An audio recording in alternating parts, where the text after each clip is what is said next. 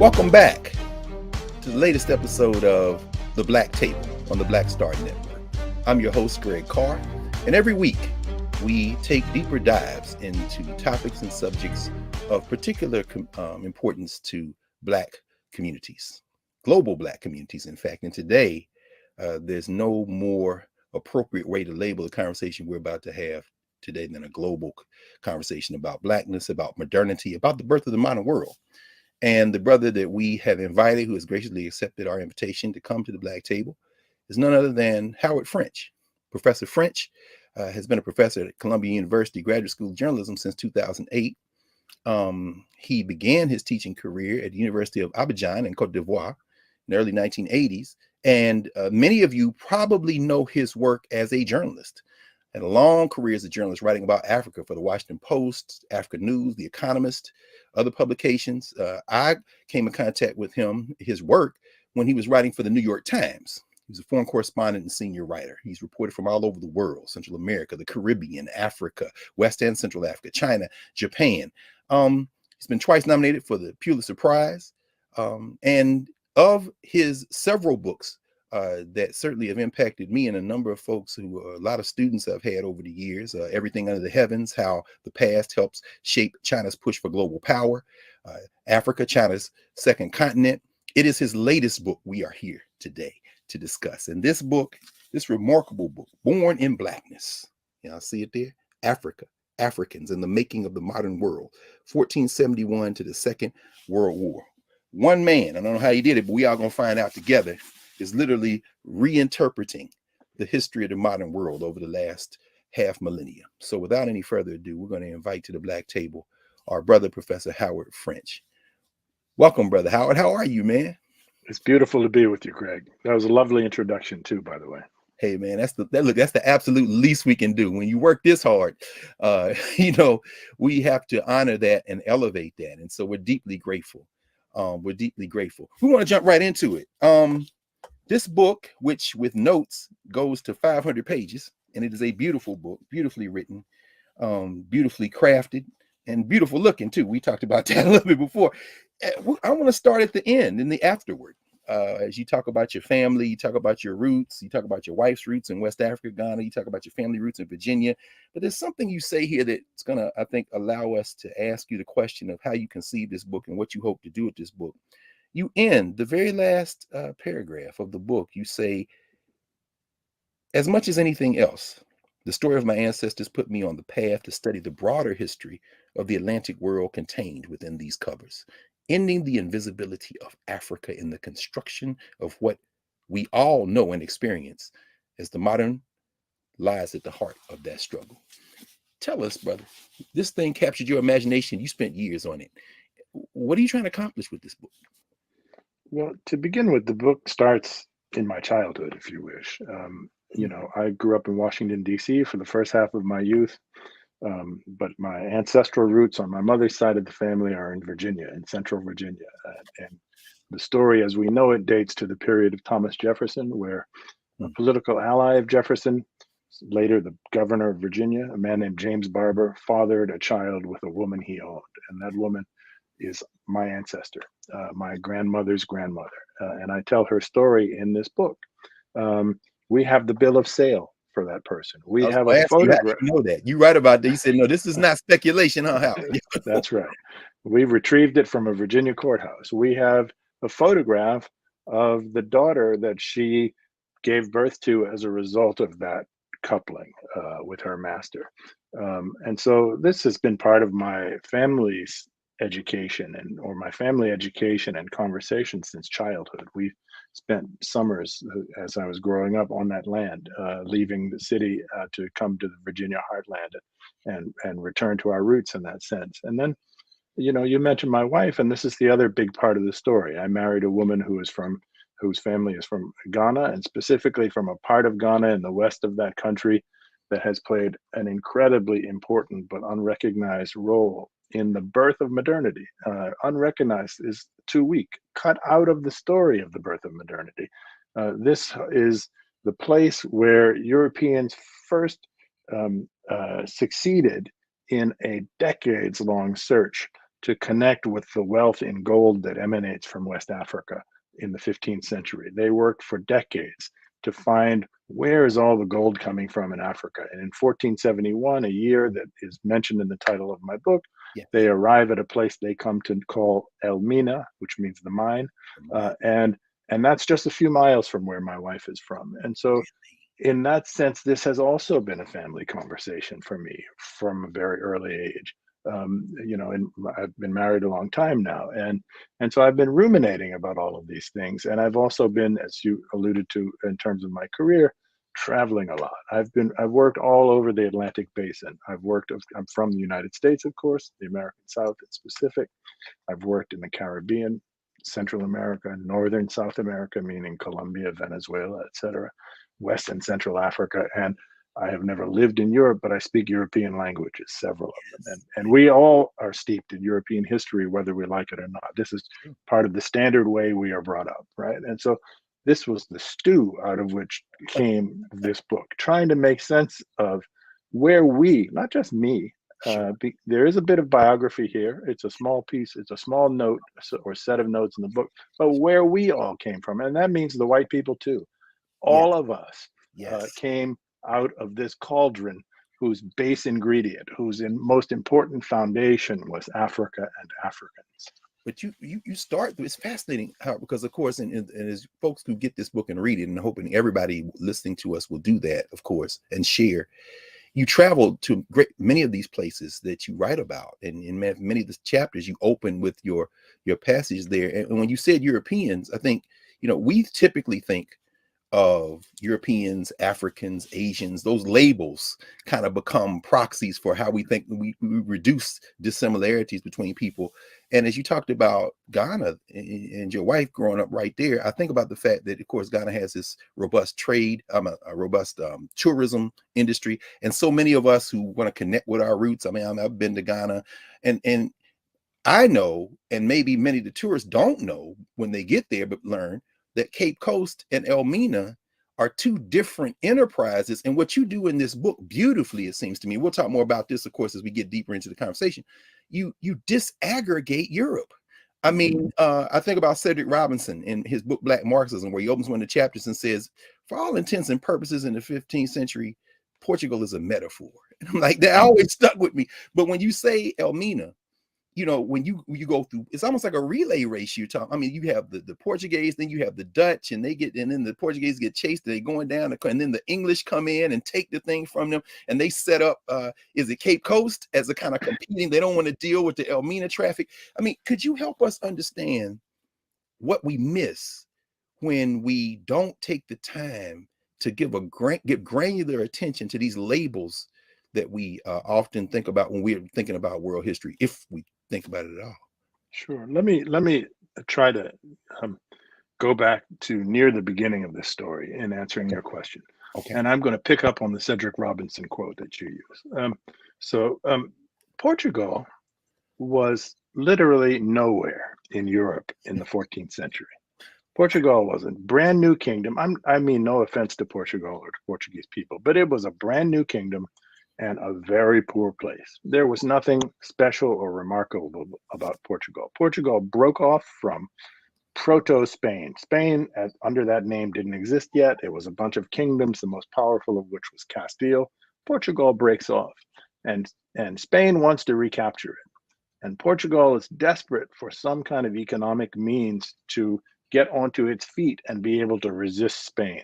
But because Portugal has no face onto the Mediterranean Sea, which is the traditional sort of highway of trade for Southern Europe, right, toward the east, Portugal says, we need to find another source of commerce. And Portugal becomes obsessed in a way that is totally cut out of the story of the birth of modernity with Africa. The normal story we are told is that the Europeans were hell-bent on finding a maritime route to Asia.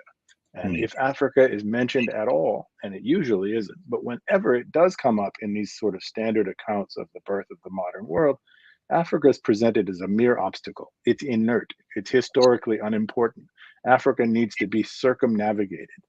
In fact, The Portuguese, knowing about the story of Mansa Musa and of the incredible amount of wealth known to exist in the heart of the Sahel region of West Africa, the Portuguese sort of fixate on the idea of connecting with West Africa as what I like to call their moonshot. This is their long odds bid to get onto their feet so that they can resist Spain and become strong.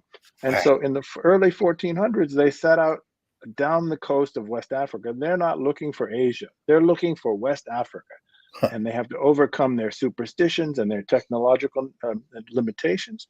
And by 1471, they arrive in the place they call Elmina. And lo and behold, even poor people in Elmina are wearing gold. And so they figure out, oh, this is where the gold is, right? It is this discovery that sets everything in motion. And Okay, I'm sorry. go ahead. Go ahead. No, go ahead. No, I was going to ask is, I mean, the way you open the book, and I think about the Museum of African American History and Culture, which, although Africa's history is obviously much older, when you go to that bottom floor, they have those parallel tracks where you see Europe and Africa at the same time. But you make a powerful point in the first part of the book, and we'll come back after the break and continue to talk about this, where you basically say Europe really doesn't have anything to trade. Any of those places up there. Asia is on the move. You make this whole connection between China, and there's a moment in time where you say if the Chinese had continued doing what they're doing, they're bringing giraffes back to China from East Africa, you know. But you talk about how they begin to venture out. You talk about Prince Henry. You talk about, and you make a distinction between that. Is it the Aviz dynasty and the Ming dynasty? It's like the choices that become the choices we now attribute to Europe and this European miracle are really informed by the places they can't go, the things they can't produce to trade with, and their obsession with getting things that they don't have anything of. When you say people are just wearing gold, I mean, and you bring Mansa Musa in very early as symbolic of that. He's even on a map. In fact, there's a Museum of African Art has an exhibition right now with a reproduction of the map, which of course you put on the cover of the book. I mean, that's right. Do we have to rethink even what we think about in terms we think about this European genius? And I mean, as you're narrating this, it's just all that comes to mind. We absolutely do. So the Portuguese arrive in Elmina in 1471. Elmina is in the modern state of Ghana, right? They know there's an incredible amount of gold there, but the Portuguese don't have a rich material culture of their own. All they have to trade is cork, dried fish, and salt. And so the Ghanaians, as we shall call them in this conversation for simplicity's sake, say, sure, we'd be willing to trade with you, but the stuff you have is of no use to us. And so the Portuguese go back to Europe with some other goods that they had acquired along in other parts of the West African coast, pepper and spices and things like that. And they establish for the first time trade circuits within Europe that are totally left out of the story of modernity. The Portuguese go trading these goods to Germany and to the Low Countries in order to get goods from those places in Europe that the Africans will be interested in. And then they come back, the long sea voyage back to Elmina, and they establish this trade in gold with Elmina. And Elmina then, this commerce in gold, in which Christopher Columbus participated 2 decades before he ever sailed across the Atlantic. Man and boy, I sailed the Guinea coast, as he wrote. That's right. That's right. Vasco da Gama, the man who discovered, as they say, the route to India.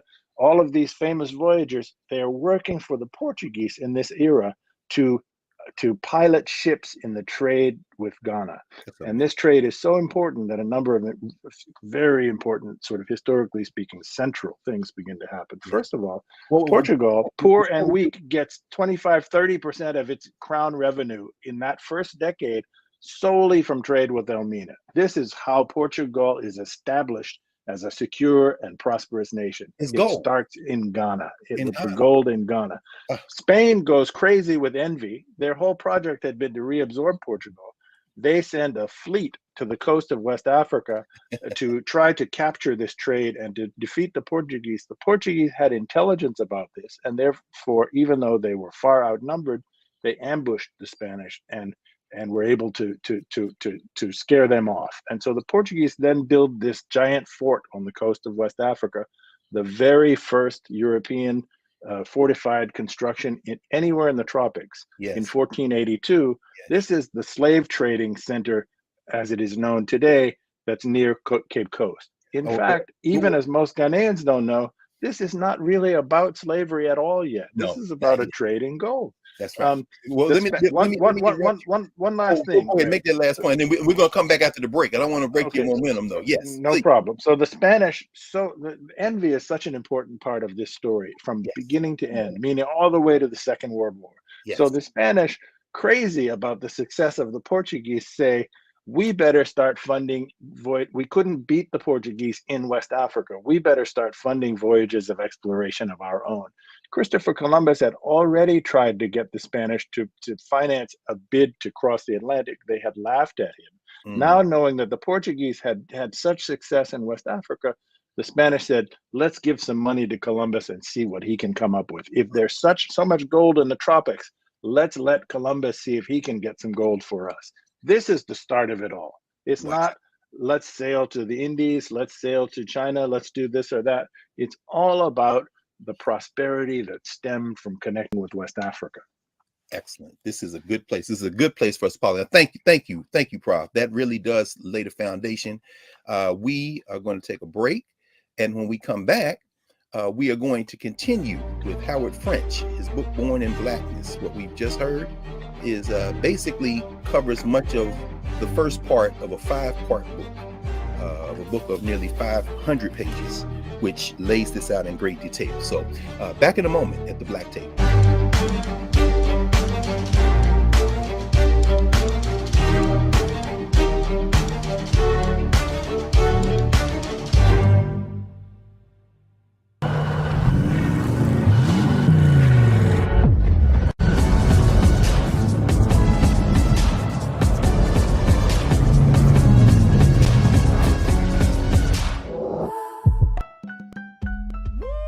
We're all impacted by the culture, whether we know it or not. From politics to music and entertainment, it's a huge part of our lives, and we're going to talk about it every day right here on The Culture with me, Faraji Muhammad, only on the Black Star Network.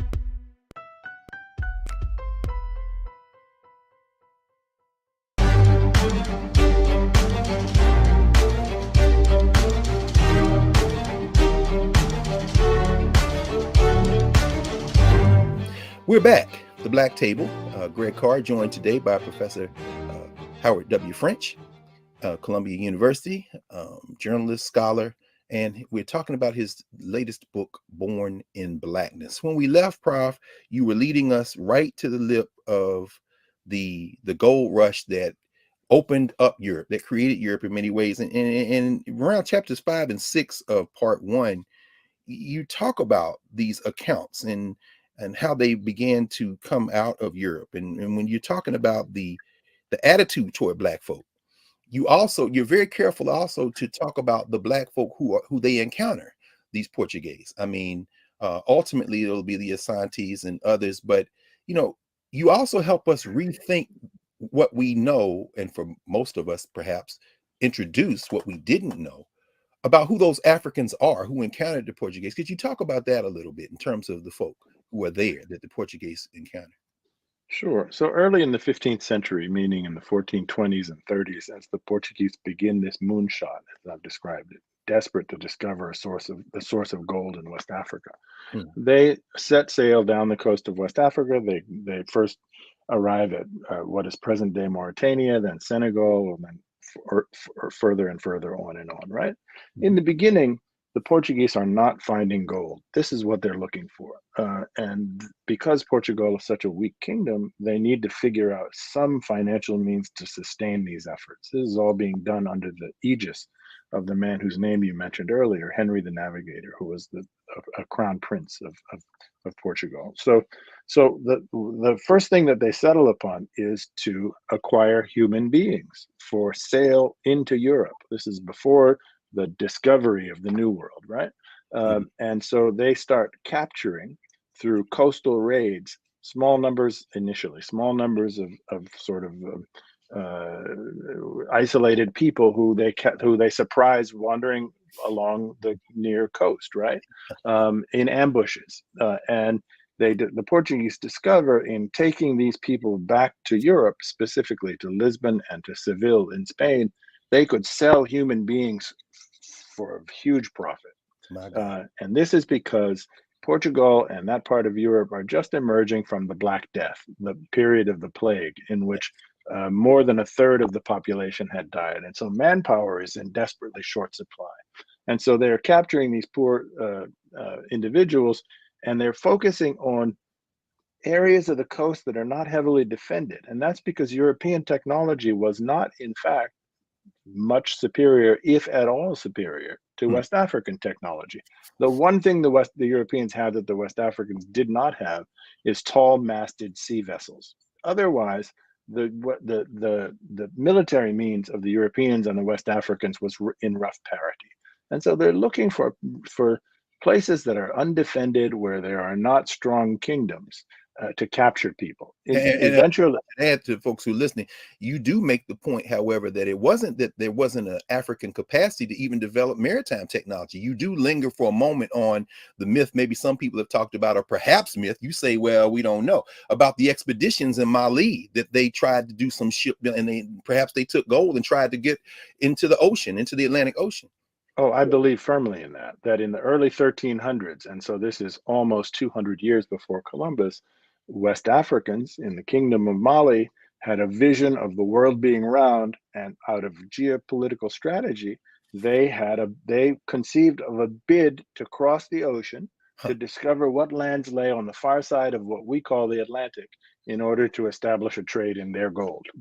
They were the gold superpower, and they were trying to cut out the middlemen of North Africa, who were taking a big cut of their profit in trade in gold with Europe, and say, let's discover some other lands. We've figured out the world is round. Let's cross the ocean. They did not have tall-masted ships, but they had sophisticated understandings of the ocean and of its currents and things like that. Okay. I don't think we have any evidence that necessarily that they arrived in the Americas, nor that they didn't arrive in the Americas. It's simply an unknown.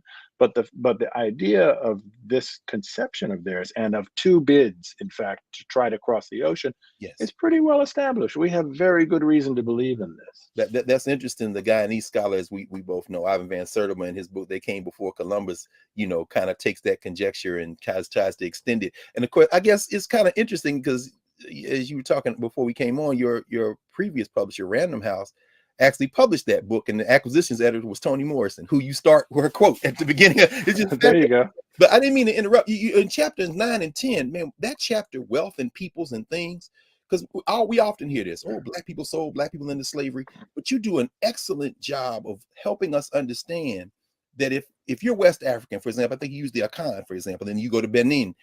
If you've got a lot of land, but you need people to work the land, the wealth is actually in people and not things. And so there's this thing that begins to emerge, and you really explore it in later sections, where this class dimension comes into play, where Africans, once the Portuguese have gone beyond the people they're randomly capturing and start negotiating and then trading for centuries, this exchange in people, do you think there was a common understanding of enslavement between these various different groups of Africans? And I mentioned another thing. You talk about John Thornton later in the book, and I'm reminded of Walter Rodney in The History of the Upper Guinea Coast, where he says, y'all can't say that slavery here was like slavery other places, but, and drawing from Thornton, and as you kind of tease out, it probably depends on what type of African society you're dealing with. You can't just put a blanket over Africa and say all these societies were the same. I mean, could you help us understand even the question of wealth and people as opposed to wealth and things, and how this plays out?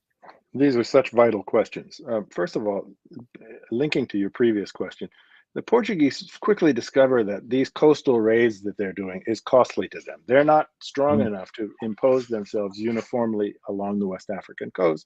And every time they raid someplace, they're losing men, right? And so the Portuguese finally, as they venture further and further, discover that there are really well-organized societies here and there along the coast, and that a smarter strategy for them is to negotiate trade. This is before they had discovered gold at Elmina. And so let's negotiate trade with the Africans in human beings. The Portuguese figure out there's a lively interest in buying human beings, let's call them slaves, into Europe.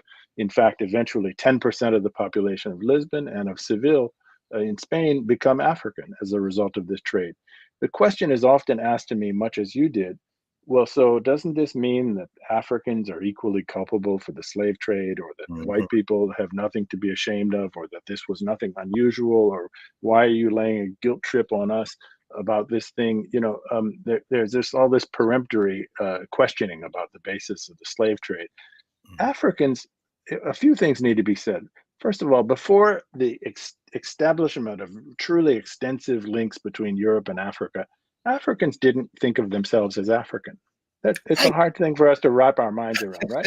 If everybody is Black that you will ever encounter in your life, Blackness is not a feature. Blackness is just Blackness. That's just what human beings. You make that point with the ruler of Dahomey. It's like, look, all these people look the same. All we're doing is defending ourselves. I mean, it's fascinating to when you bring that point up, man. Well, I'm sorry. So Blackness, like whiteness, emerges from this clash of cultures and these encounters over time. Second thing that needs to be said is, worth in people as opposed to in money, right? This basis of African trade. So the Africans, even hundreds of years after the first sale of slaves by Africans to Europeans, Africans have no conception of what use Europeans are making of enslaved people. Wow. Because Africans themselves do not use enslaved people that way. Africans throughout Africa worked to assimilate captured people who had been defeated in warfare, and into the victorious society, because the supreme value of any ruler was increasing the population. And so keeping them marginalized or as a subject class or something like that, or rank exploitation, made no sense in that cultural context. And so the Africans selling people to the Europeans not only have no conception of chattel slavery and of plantations, and I want to deconstruct this word plantations. Plantations, we need to get away from using this term. Plantations are prison industrial labor camps. They are nothing less than that, right? Plantation is far too elegant for what we're talking about. Yes, sir. In fact, let me pause you there for a second. We just took this is going to be a shorter segment. We're going to take a quick break. When we come back on the other side, please continue in that with the point you're about to make, and we'll be right back at the Black Table. Greg Carr, Howard French, born in Blackness. Back in a moment.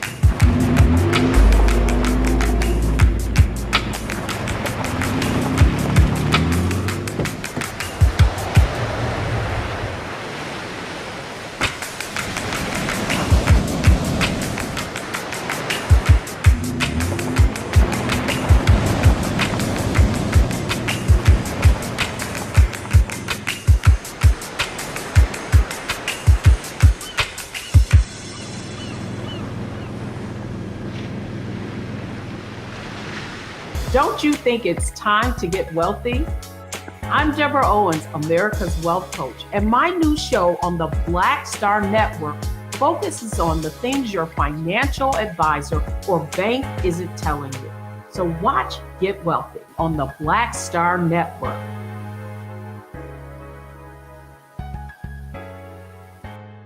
Folks, Black Star Network is here. Oh, no punches! I'm real revolutionary right now. Support this man, Black Media. He makes sure that our stories are told. Thank you for being the voice of Black America, Roland. Stay black. I love y'all. All momentum we have now, we have to keep this going. The video looks phenomenal. See, there's a difference between Black Star Network and Black-owned media and something like CNN. You can't be Black-owned media and be scared. It's time to be smart. Bring your eyeballs home. You dig?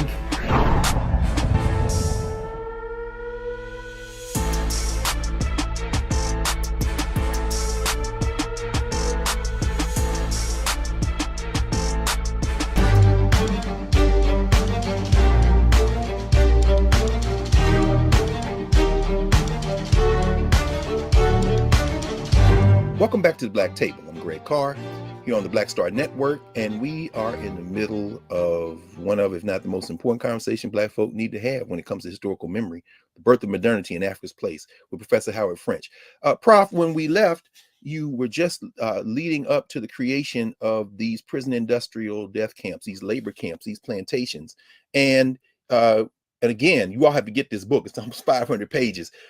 How do African people get pulled into this huge complex? And I'm thinking now about near the end of part 2, we talk about the end of the world and pathways and becoming Creole. You make this point on brassage and creolization and how Blacks become, I think the phrase you use is the unabsorbed catalyst of this. I mean, could you talk? I mean, are we at the moment now where this thing just begins to explode exponentially in terms of these European countries that are going to use Africa as a piggyback ride into modernity? Or Sure. So as Europe begins to subtract people from Africa and to put them to work in these new institutions that they established in the New World, which I'm calling prison industrial labor camps, Europe begins to obtain wealth on a scale that's never been seen before in human history. This is the most, I argue, the most important economic advance in the modern age prior to the Industrial Revolution. This industrial labor camp model produces far more wealth than the Spanish acquired. So the most famous stories we have of European wealth acquisition in the early modern age is the Spanish conquistadors going here and there in South America and Mexico and defeating vast empires and then carting off huge amounts of gold and silver in their galleons, right? Mm-hmm. We are not told how much more wealth, in fact, Europeans obtained in this era from prison industrial labor camps, growing especially sugar. First in Sao Tome, where this model is invented, Sao Tome just off of equatorial Africa. Then it transits in the early 1500s, the Atlantic, and is established in Brazil.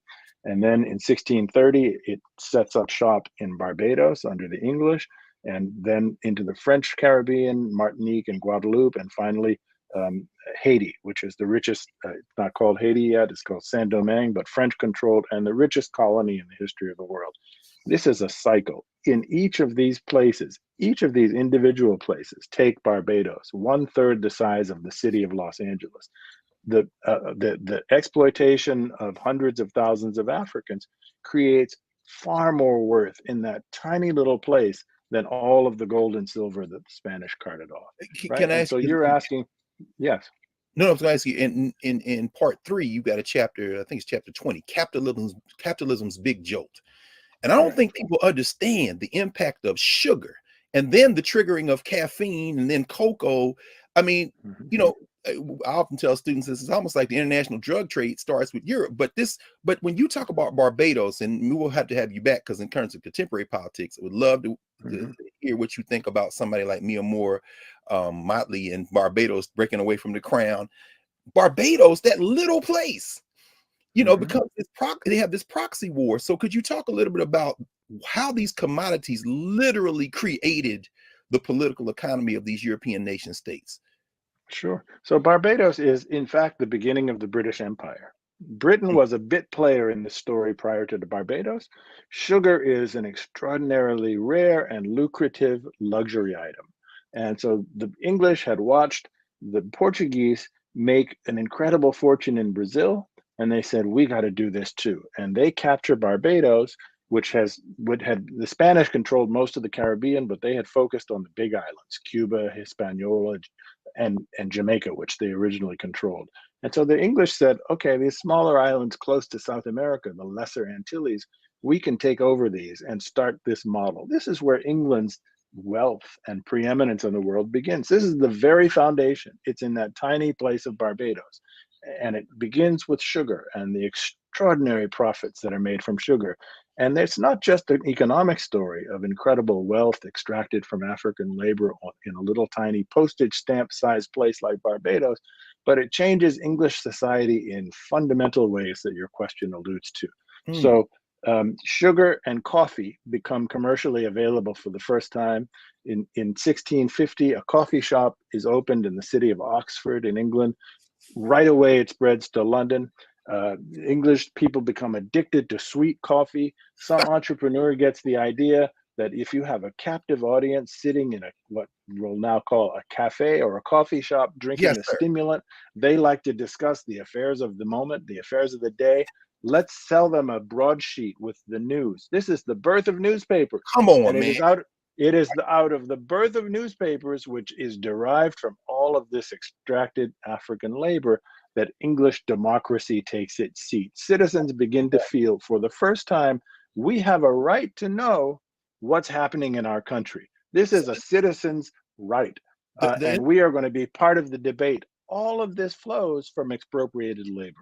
So the intellectual class, the leisure class, even the people working in the factories who can now work longer and produce the wool because they got caloric intake as a result of sugar. Correct. While all that's going on, you make a fascinating point about the technology and the intellectual work behind extracting labor that is worked out in Barbados and then comes to Jamaica, and the French are doing it.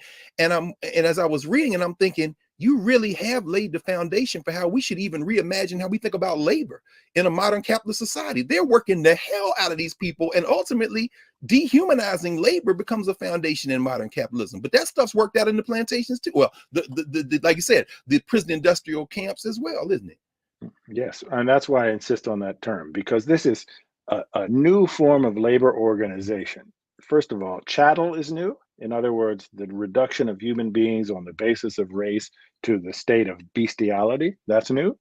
And then secondly, the division of labor, the tight, nearly militarized supervision of workers, the extraction of productivity through corporal punishment, the specialization of Africans who are broken down into teams and held accountable for their production and punished if they fall short in their productivity, and trained in specialized tasks. All of these things, which we think of, most of which we think of as part of industrialization, all take place in these prison industrial labor camps. And so we typically think that's what we learned. Right. We think industrialization starts in England with textile factories, and this is a matter of ingenuity, right? This is Europeans. They come up with a bright idea. Aren't they clever, right? This actually happens in the skin of Black people. 150 years before there's anything happening with textiles in England. So let me ask you, man, this is fascinating. The English, as you say, they're not even players in this. Now I remember as a child, forget the ambush the Portuguese have on the Spanish. The only thing we learned about the Spanish, if we learned anything, was the Spanish Armada and their defeat by the English, because England is narrating this thing as their great breakout. But you make a point, you sustain an argument that the Dutch, actually the Netherlands, had the plan for this global thing. They couldn't bring it off, and it's almost like the English pick up their notes and execute the plan that the Dutch had. How did the Dutch play in this?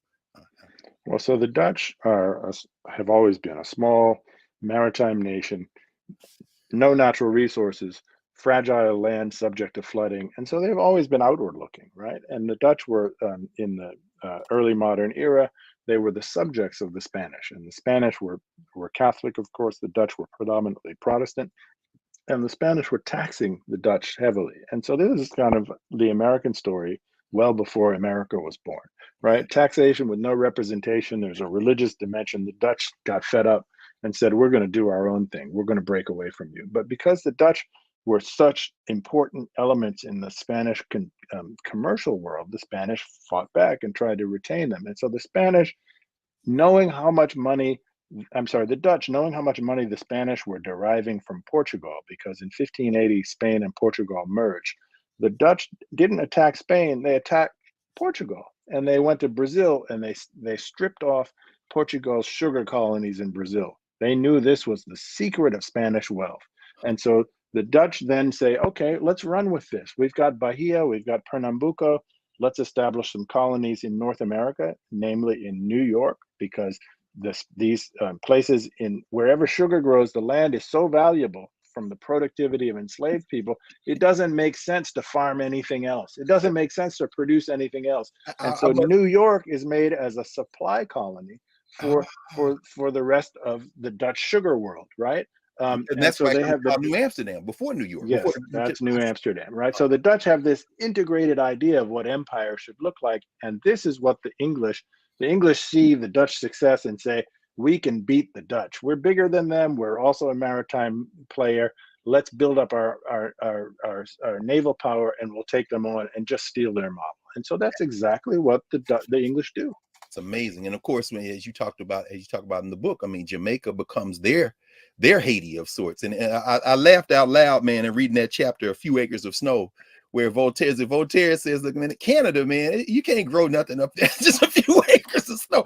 But we're going to pause here, and we have one more segment. We do not have enough time. I hope you all understand how much everyone needs to read Born in Blackness, particularly Black people. And when we come back from the break, how we really want to explore who needs to read this book, why they need to read this book.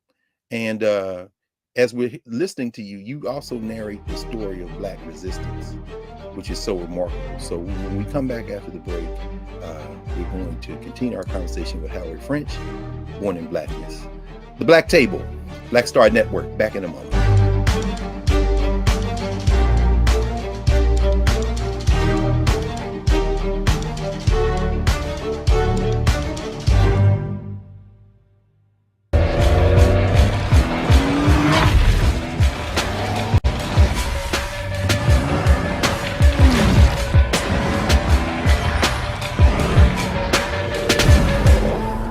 It's time to be smart.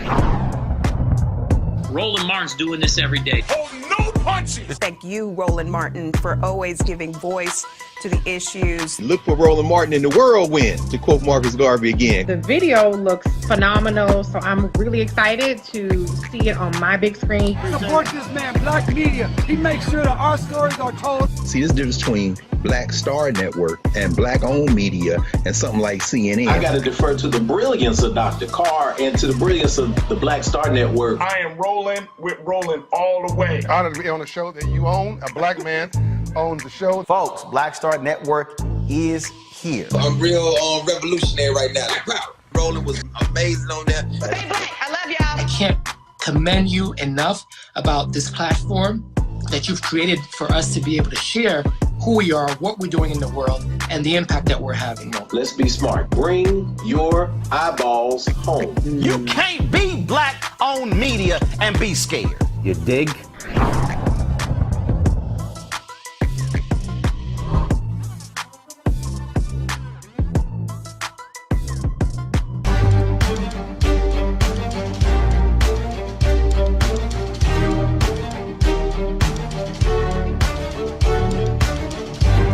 Welcome back to the Black Table. I'm Greg Carr, Black Star Network. We're joined today by Professor Howard W. French. We are discussing his latest book, a remarkable book entitled Born in Blackness. Prof, I'm so sorry in advance. We really don't have enough time, man, because we haven't even gotten to the fourth and fifth sections. So I want to ask you, I'm sure a lot of people, particularly Black folk, are thinking, well, did we fight back? Did we just take an L? And I'm thinking about, even in contemporary ways, as you discuss the way that these African societies develop, you talk about the toll that this type of thing had on the continent of Africa, how it disrupted African societies, created mistrust and fear that echoes to this day, created the population. But you also talk about resistance on both sides of the Atlantic. Could you speak a little bit about how that resistance looks, including those chapters in the last section where you really get into Louisiana, Mississippi? You really see this widespread resistance. Thank you for that question, Greg. Let me just start by sort of saying who I wrote the book for, right? Yes, who I wrote the book for is in part a story of resistance. I wrote the book for everyone. We are all, whether we're black, white, red, yellow, or whatever, the inheritors of modernity, the modernity that was created in this cauldron whose fire consisted of Africans and Africanness and of the labor extracted from Africans. And we need to place this back into the center of our history, right?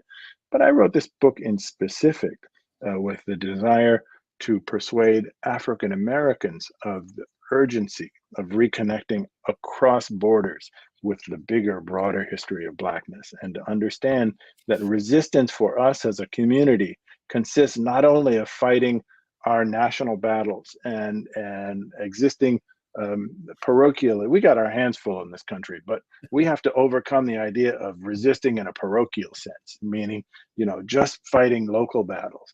That resistance consists of connecting across frontiers and reestablishing the urgency of what unites us via this history across regions throughout the Atlantic, as opposed to the particularities that make one community special or distant or different or distinct from another. Like, I'm West African, or I'm African American and you're Caribbean, and therefore we're not really the same thing. Resistance consists in part of getting rid of that kind of thinking. Okay, now back to your question explicitly. Yes. Resistance is part of begins at the beginning of this story. So in Sao Tome, where the slave and the prison industrial labor complex is invented in the early 1500s, there are uprisings. There was a ship mutiny in some of the first ships brought from mainland Africa to that island by the Portuguese. Ships rose up. Enslaved people rose up and killed the Portuguese crew. They didn't know how to sail the boat, but they were close enough to the shore that enough of them survived to swim ashore and establish a community in the forest in the southern part of that island, which thrived for almost 100 years before the Portuguese learned of them. And they connected with the enslaved populations on the island and nearly overthrew the Portuguese. So this is from the very beginning of enslavement. You mean and to tell me that, Sorry? No, I was going to say, you mean to tell me that even when we do learn about the Maroons, and as you write about the Maroons in English speaking, the Marronage, or as you talk about in the Quilombos in Brazil, you mean to tell me that those first communities were not in the West Atlantic, but literally off the coast of Africa? Just off the shore of Africa. Africans at every moment of enslavement resisted enslavement. Wow. And they still tell those stories. When I read the chapter, you said they still tell those stories there. That's right. I drove up, no tourists go to Sao Tome, right? So I show up in Sao Tome and I'm driving to the part of the island where those communities were established hundreds of years ago. And the school kids who surrounded my car knew right away why I had come. I didn't have to start asking them the question. They knew what their history was. And said, okay, you want to learn about this, right? Sit down with us, we'll tell you. And so this is a story that continues all the way into the 19th century and the Civil War. We're told most of us are taught the Civil War, militarily speaking, as largely as the affair of white people, right? There were the white armies of the South and the white armies of the North. Eventually, because the North had a more sophisticated and more industrialized economy, the North wins the war. In fact, the North won the war because Abraham Lincoln was finally convinced to allow African Americans to fight in the war. They had been clamoring to do so. They enter the war in the late stages, and this becomes a decisive moment in the history of that military contest. And we're not taught that, right? And so this is another form of resistance. Resistance is there from the very beginning to the very end.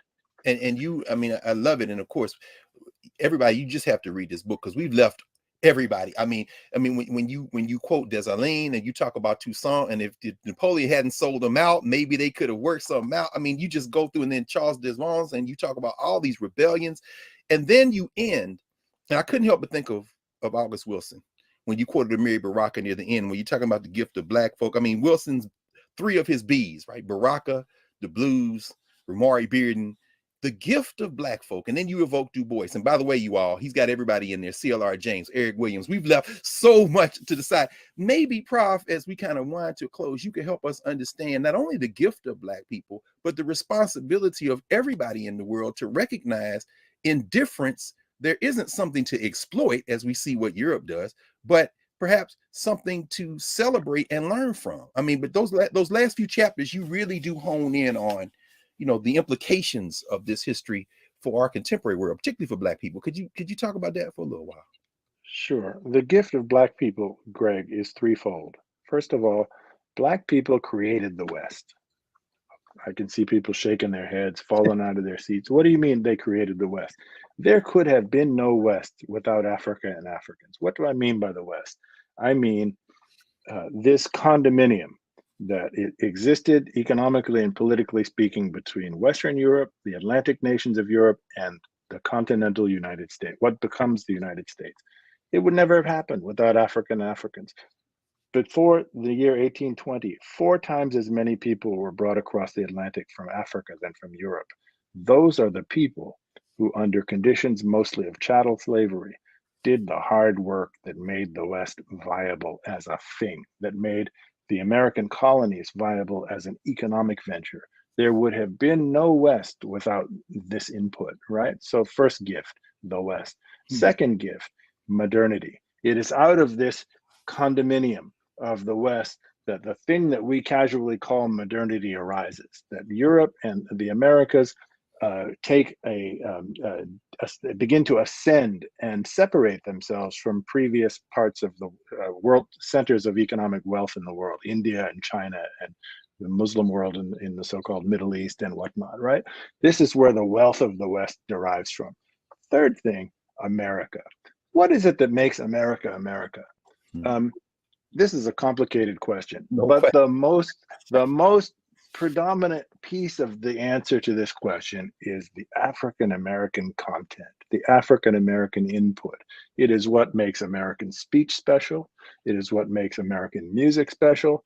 It is what makes American literature special. It is what makes American just the simple way we walk. I don't care what your race is. We can see this in your walk, right? And so this is what makes America a unique thing.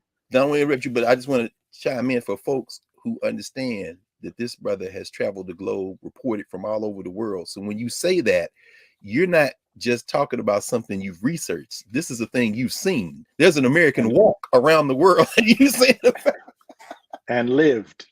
Wow, right, of course. Yes. I mean, of course, man, I can't. So anyway, I didn't mean to interrupt you. Please continue. Please continue. No, so just to recapitulate those things, these are big things, right? What is the gift of Black folk? The gift of Black folk is modernity, it's the West, and it is the American genius. All of these things come out of this encounter and this Black foundation. Right. And so put it back where it belongs, right in the center of our conversation. And we're right at it now. I mean, as these national borders seem to dissolve, at least some of them, and the world shrinks and we face common threats like global warming. I'm thinking about Prime Minister Mia Moore, as I said, at the UN, talking about this. And as these things happen, what can we learn from your work as it relates to African and African American, African Caribbean, African Latin American relations? I think about Ron Walters, the political scientist, our good friend and brother, late Ron Walters, who talks about these relationships and how they have to be strengthened. You talk about the roots of Pan-Africanism in the resistance. I mean, what, and even in West Africa, when you talk about Nzinga and trying to create some types of formations where she can bring people together, and she's not alone, of course, in this. What are some of the lessons we can learn? So this has been this thing you've called Pan-Africanism is a struggle that has waxed and waned across the ages. The first instance of it, in my view, is on Sao Tome with the revolt that I described. Oh, wow. Okay, where people straight from Africa, meaning the swimmers off of that wrecked ship, combine with other enslaved people on plantations and plot to overthrow Portuguese rule. Those are people who speak different languages, brought from different parts of Africa, and they have identified their common fate of exploitation and said, we're not going to put up with this, right? What we need to learn is that as this thing has waxed and waned, we can't lose sight of the ball, right? So in the 1940s and 1950s and early 1960s in this country, this is recent memory, historically speaking. We were in a moment in this country where political elites among the African-American population had Africa and the Caribbean at the forefront of their minds. These are people who, Martin Luther King, Ralph Bunche, I could go on and on with many other names, Horace Mann, just to mention Americans, right, had connections in Africa that supported Nkrumah in terms of Nkrumah's independence drive in the 1950s to become the first sub-Saharan African country to obtain independence from European colonialism. Nkrumah becomes independent. People of West African descent in Britain and people in the West Indies begin to describe themselves, symbolically speaking, to adopt the identity as we are all Ghanaians because we partake in the joy of the triumph of the Ghanaian drive for independence and for self-sustenance, right? Yes. This is the kind of spirit that we need to nourish among ourselves in order to assist each other across these divides and to take strength from each other's successes and to learn from each other's struggles and our failures and to plot our way forward more successfully. This is the Pan-African thing that I have said has waxed and waned. And comparatively speaking, when you think about what happened in the 50s and 60s, we're at a relatively low moment right now. That's Peoples true. are pretty much inwardly turned. Absolutely. What many of our listeners in this particular conversation need to understand right now is this. It's an important thing, right? 10% of the people who are permanent residents or citizens of this country who identify as Black were born in Africa. And that number is growing. That number is growing fast. Yes. Africa is itself growing fast. Yes. Africa is 1.4 billion people today. By 2050, it's going to be over 2 billion people. By the end of this century, it will be between 3 and 5 billion people. That's more than China and India combined. Okay? Check my numbers, Prof. I was reading a recent book. It's called A Scramble for Europe.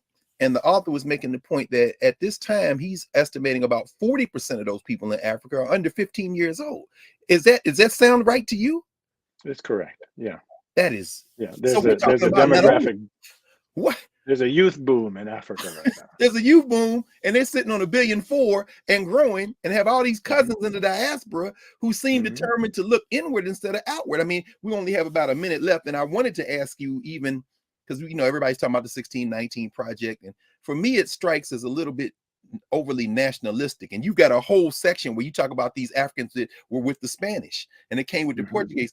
I'm wondering, how do we break out of these narrow nationalisms that kind of sometimes constrain the kind of thing you're talking about? So I think I have no criticism for the 1619 Project. I think it's important, and I mean that sincerely. However, it is a national project. It is a project that places American history at the center of its focus and doesn't expend a terrific amount of energy looking beyond American borders. And that's legitimate for its own purposes. Sure. My project is very different. I'm saying, let's put African Americans back in world history. Let's think of the big picture here. Let's go deep into time and talk about where we come from, and that there's strength and purpose in this, and that, the American story is fine and it's great, and there's things to be proud of, and there's things to shed tears over, right? But it's a small part of a much bigger story, and that much bigger story has a lot to teach us. Professor Howard W. French, when you said that, man, who I thought of immediately was Carter G. Woodson, who said the same thing. He said, this isn't Negro history, it's the Negro in history. And you've given us, you've given us with this book, the latest. As I was reading it, I was thinking about journalists like Lerone Bennett with Before the Mayflower, folk who are writing to general audiences like There's a River, Vincent Harding, and those who have written many academic books and textbooks which make many of these points. But you, not only as a scholar, but as a journalist, crafted a way to bring all those stories together, add your perspective, and put it in a place where, and as I told you in other contexts, some school children, there's a family where they were reading the book to their children, and the child said, I want to ask Professor French a question. So, I mean, that's the reader accessibility to this book. And we want to thank you for this work, brother. It's a real gift. And we intend to honor you by reading it and thinking and acting on what you've laid out for us. So thank you for joining me. I'm honored by your spirit, Brother Carr, and by the intelligence of your questions, and by the sort of deep and open kind of commitment that you have to these topics. And I welcome the audience. Don't be intimidated by 500 pages. I've written it for you. It reads from start to finish. Well, we're people of the book, as you say, the point that they made when they deal with the Muslims. This is a book. I mean, the Bible is a lot longer than this, and so if you can carry the Bible, you can certainly get born in Blackness. So thank you, Professor French, Howard French, for joining us here at the Black Table, and we're looking very much forward to having you back soon so we can continue the conversation. It'd be my pleasure. Yes, sir. Yes, sir. Back in a moment.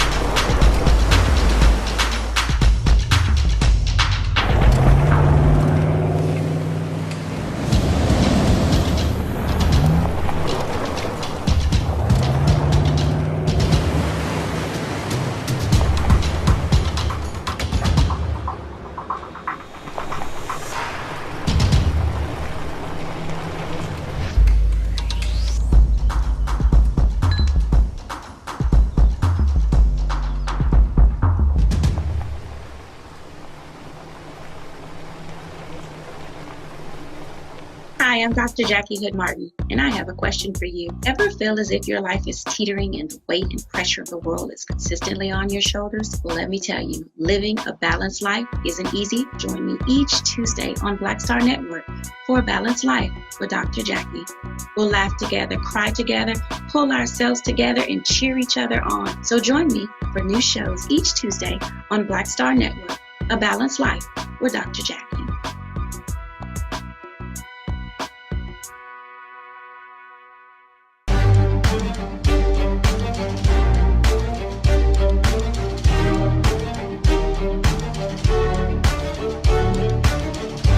Welcome back to the Black Table. Greg Carr, Black Star Network. We have been joined for the hour by Professor Howard W. French, discussing his book, Born in Blackness. And so we'll end today with a quote from one of Professor French's friends and comrades and colleagues, a man who is now an ancestor, the great Haitian scholar, word warrior, culture keeper, Michel Rolfe-Trujillo. Trujillo wrote that history involves people in three distinct capacities. Number one, as occupants of structural positions or agents. Number two, as actors in constant interface with a context. And number three, as subjects, that is, as voices aware of their vocality. Peoples are the subjects of history the way workers are the subject of a strike. They define the very terms under which the situation can be described. Without knowing who we are in time and space, we often become people who are acted upon instead of people who act. And today we spent the hour with a brother who is urging us through his scholarship, through his practice, through his model, that as we become informed, we act to create the world we want to live in. So join us again next week for the next convening of the Black Table. Looking forward to that. And in the meantime, y'all stay safe.